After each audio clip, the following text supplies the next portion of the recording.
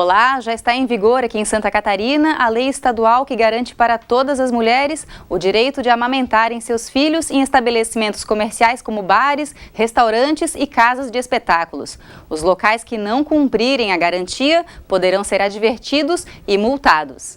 Quem vai falar com a gente sobre a importância dessa lei é a psicóloga Juliana Assel. Ela integra o Comitê de Aleitamento Materno e Alimentação Saudável de Florianópolis e oferece orientação sobre os vários aspectos envolvidos no ato de amamentar um bebê.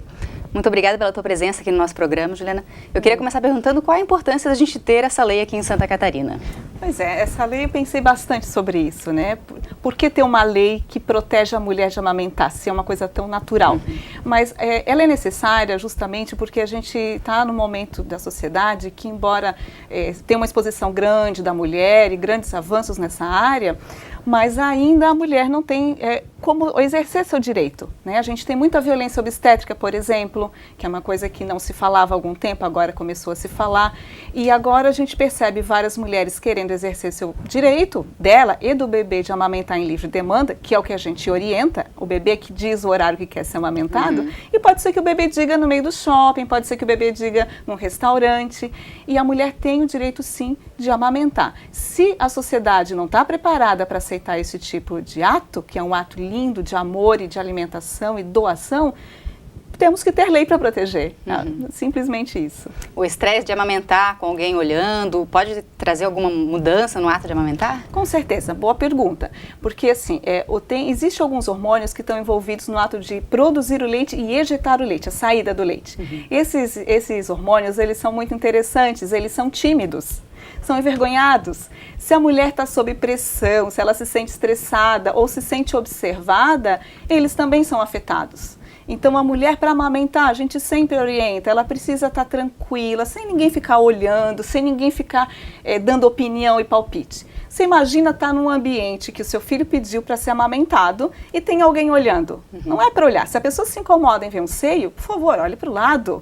O bebê quer ser amamentado. Ali não é um ato sexual, ali é um ato de doação de leite. A maldade está no olho de quem está olhando, né? E esse olhar, essa palpitação que fica ao redor da mulher, isso estressa, assim. Isso causa um constrangimento para ela, coloca um constrangimento no ato dela com o filho e isso pode deixá-la estressada. Não é legal.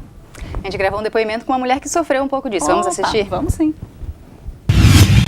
Meu nome é Mariana Andrade, eu tenho 25 anos, sou doula, mãe de 2 meninas. Eu participo de movimentos pelo empoderamento da mulher, como o Mamaço, esse com o intuito de tornar natural aos olhos da sociedade um peito aumentando, não ser considerado só parte do corpo feminino e erotizado.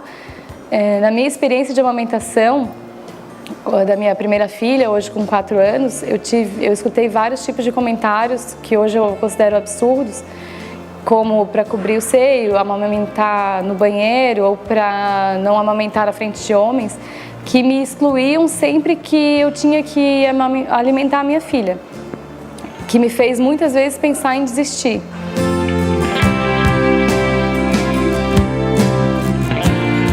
Eu ouvi muitas mulheres fortes que incentivavam a amamentação e que eu tinha que sim amamentar livremente, independente de onde estivesse, independente de quem estivesse por perto, quando quisesse ou quando precisasse. E assim eu fiz por mais de 2 anos e assim eu faço também com a minha filha de 1 ano.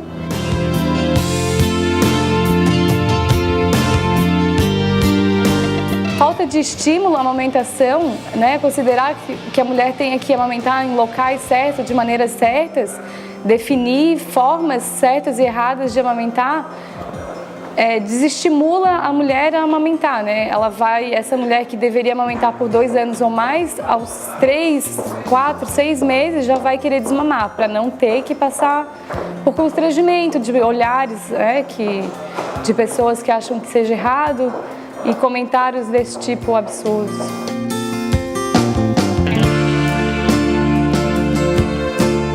O Mamaço a gente fez em 2011, consequência de uma mobilização nacional, assim, porque eu acredito que foi numa feira de artes, uma mulher foi proibida de amamentar em público. E isso gerou uma repercussão para todas as mulheres empoderadas que achavam sim que tinham que dar mamar, sim, e que não tem quem diga que não, por todas essas questões, né? E a gente se reuniu aqui em Florianópolis, eu e mais uma doula, chamamos uma mulherada, nos reunimos na beira-mar, em frente ali ao Trapiche, e fizemos uma amamentação coletiva, assim, em geral. Fizemos uma roda de conversa também para falar sobre esses temas e um piquenique com a criançada.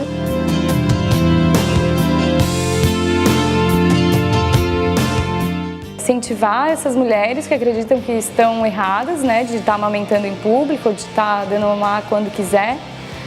Incentivar que elas considerem que, tendo a lei, né, ao lado delas, elas consideram que estão fazendo uma coisa correta e vão continuar a amamentar mais tempo, né? O tempo que elas acharem que é o ideal, não o que os outros vão querer para ela. Juliana, a Mariana falou ali que ela participou do Mamaço, né, aqui em Florianópolis. Como é que vocês enxergam assim, esse movimento das mães em prol da amamentação? Maravilhoso, maravilhoso, assim, existem até várias leis que elas começaram com o movimento, né, da sociedade, de alguns incômodos, e o Mamaço eu acho que é um grande exemplo disso. E assim, o fato de várias mulheres amamentarem em público está mostrando o quê? Que isso é natural, e incentiva outras mulheres a fazer o mesmo. Até ela estava falando da questão de poder expor seu corpo naturalmente. Eu me lembrei que existem países que a mulher tem que usar burca, tem que usar roupas compridas e não pode correr, porque senão vem um guarda e diz, se você estiver correndo, pode deixar um homem empolgado. Quer dizer, por que ela tem que restringir o seu corpo porque outra pessoa pode ver maldade nisso? E a gente não para pensar que também, se eu estou amamentando em público, o olhar é do outro, não é o meu. Então, a gente tem que ser protegida para poder se expor a amamentar a criança livremente. Isso é natural, isso não é sexual. E uma massa ajuda a divulgar isso. Ajuda a divulgar, ajuda a dar mais força para as mulheres, porque a gente ainda está falando aqui em Florianópolis, uma cidade que usa biquíni, que tem verão, onde a gente tem uma liberdade de exposição física, corporal muito maior. Agora, imagina outros lugares onde isso não acontece. E assim, esse Mamaço, ele passou em redes sociais, ele tem uma repercussão grande nessas redes. Ajuda a mãe, às vezes, que está sozinha numa outra cidade, e ver, não, o que eu estou fazendo está correto. Não sou eu que estou errada, é essa comunidade que está me vendo de forma errada. E pode até passar essa informação à frente. Você estava contando também que certeza. Existem grupos que falam sobre amamentação inclusive, né? Conversam sobre amamentação, trocam dicas. Essa conversa entre mães, não sei se pais participam também, é importante? É importantíssima. Existe isso tanto na rede pública, né? Tem alguns focos, alguns postos de saúde, tem alguns grupos aí para outra população também organizados. Então, assim, essa troca fortalece muito. Uma dificuldade que uma mãe tem na amamentação ajuda a outra a superar a sua dificuldade. E todas acham que estão sozinhas nesse barco e, na verdade, estamos todas juntas. Eu queria que tu falasse um pouco sobre a amamentação em si, né? Qual é a importância da amamentação para o bebê? Ela é realmente importante, o leite materno? Nossa, ele é extremamente importante, né? O colostro, que é o primeiro leitinho que sai, ele é uma vacina. Ele já imuniza crianças de várias questões, né? A mãe tem as suas defesas, já está passando através do colostro para o bebê. E ele é importantíssimo que seja exclusivo até os 6 meses de idade. Exclusivo até os 6 meses. Até os 6 meses. Por quê? Porque o sistema digestório da criança está preparado para aquele leite que ele é perfeito. Ele tem tudo que um bebê precisa. Não precisa de mais nada. Não precisa de aguinha, de chazinho, de frutinha, nada até os 6 meses. Salvo alguma questão, né, particular, que daí o pediatra ou o nutricionista informa. Mas, de modo geral, até os 6 meses.